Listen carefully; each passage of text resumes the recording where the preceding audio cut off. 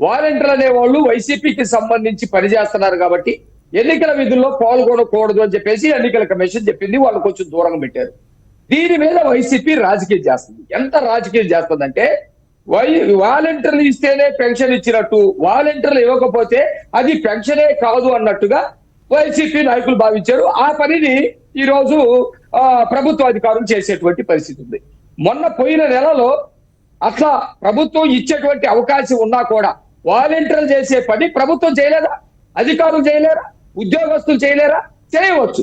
చేయటానికి అవకాశం ఉన్నప్పటికీ కూడా చేయకుండా వాళ్ళు పెన్షన్ వాళ్ళని మొత్తాన్ని కూడా రోడ్ల మీదకి రప్పించడం ద్వారా 33 మంది చనిపోయారు. 33 మంది ప్రాణాలు పలిగొన్న తర్వాత మేము స్పందించాం, చెప్పాం ఇది సరైనటువంటి పద్ధతి కాదు, ఎన్నికల కమిషన్ గౌరవించాలి, ఎన్నికల కమిషన్ కూడా సరైన నిర్ణయం తీసుకోవాలని చెప్పేసి మేము ఎన్నికల కమిషన్ మీద తీవ్రమైనటువంటి ఒత్తిడి తీసుకొచ్చాం. తీవ్రమైన ఒత్తిడి తీసుకొస్తే ఎన్నికల కమిషన్ ఈ లెటరు సిఎస్ కి రాసింది.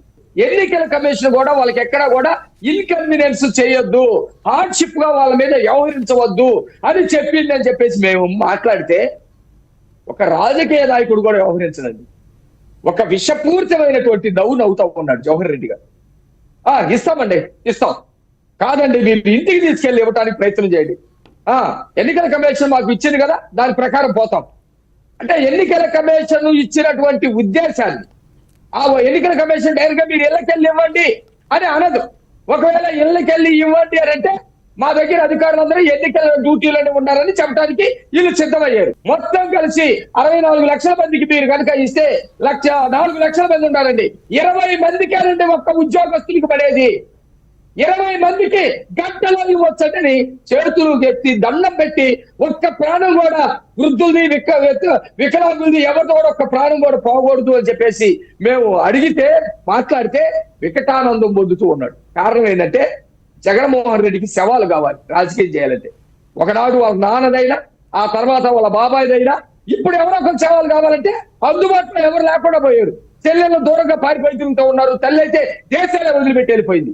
ఎవరు శవాలంటే ఇప్పుడు చివరికి ఈ దళితులు, పేదవాళ్ళు, పెన్షన్ తీసుకున్నటువంటి వాళ్ళు ఎవరు ఉన్నారో వాళ్ళ శవాలతో రాజకీయం చేయడం కోసం మొన్న 33 మందిని చెప్పేసి చంద్రబాబు నాయుడు గారు పెన్షన్ వద్దన్నాడు, అందుకని వీళ్ళందరూ చచ్చిపోయారు. చంద్రబాబు నాయుడు గారు పెన్షన్ వద్దన్నారు, అందుకని మంచాల మీద వస్తా ఉన్నారని చెప్పేసి నల్ల బ్యాడ్జీలు తెచ్చి వాళ్ళు సంతోషంగా మంచాల మీద తెచ్చినటువంటి పరిస్థితి.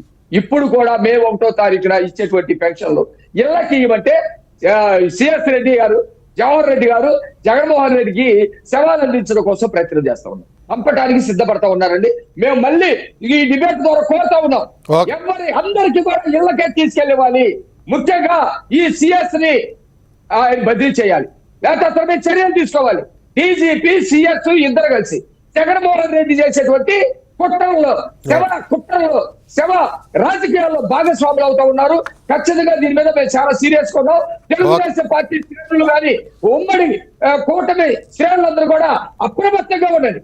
ఏ ఒక్క ప్రాణం కూడా పోవటానికి, వృద్ధుల్ని, వితంతువుల్ని, ముసలి వాళ్ళని, అనారోగ్యంగా ఉన్నటువంటి వాళ్ళని ఏ ఒక్క ప్రాణం కూడా పోకుండా కాపాడవలసినటువంటి బాధ్యత మా పరంగా మేము తీసుకుంటాం, అధికారుల పరంగా కూడా తీసుకోవాలని విజ్ఞప్తి చేస్తాం.